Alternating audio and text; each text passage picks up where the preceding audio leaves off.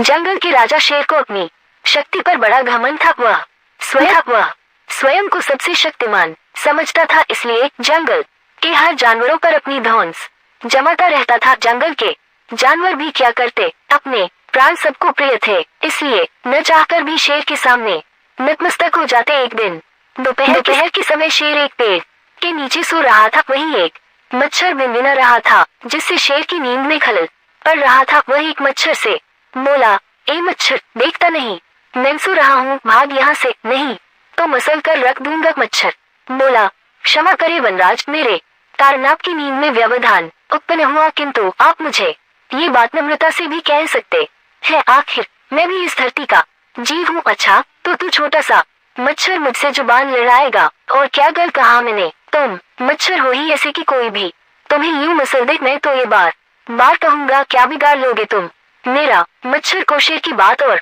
व्यवहार बहुत बुरा लगा। वह अपने साथी मच्छरों के पास गया और उन्हें सारी बताई। सभी मच्छरों को शेर की बात चुभ गई। उन्होंने तय किया कि इस संबंध में एक बार सब मिलकर शेर से बात करेंगे। सभी मच्छर शेर के पास पहुंचे और बोले, वनराज, हमें आपसे बात करनी है, जल्दी बोलो, मुझे तुम जैसों से बात करने की फुर्सत नहीं है।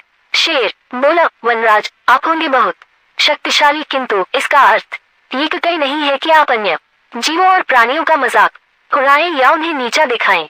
मच्छर बोले, मैंने जो कहा सच कहा, मैं सबसे शक्तिशाली हूँ और मुझे कोई हरा नहीं सकता।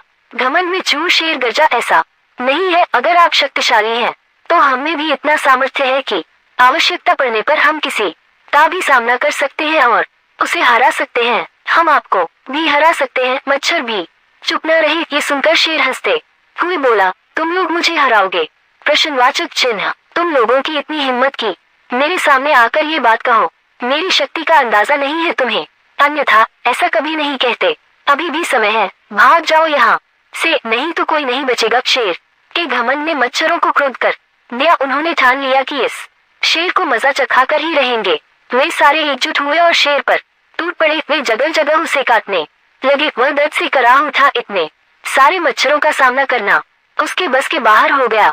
वह दर्द से चीखता हुआ वहां से भागा, लेकिन मच्छरों ने उसका पीछा नहीं छोड़ा। वह जहाँ भी जाता वे भी उसके पीछे जाते और उसे काटते। आखिरकार शेर को झुकना पड़ा। उसने हार मान ली। वह मच्छरों के सामने गिपर गिराने लगा, मुझे बख्श दो, मुझसे गलती हो गई, जो मैंने तुम्हें तुच्छ समझकर तुम्हारा मजाक उड़ाया और तुमसे बुरा व्यवहार किया। आज तुमने मेरा घमंड तोड़ दिया है, अब मैं कभी किसी को नीचा नहीं दिखाऊंगा।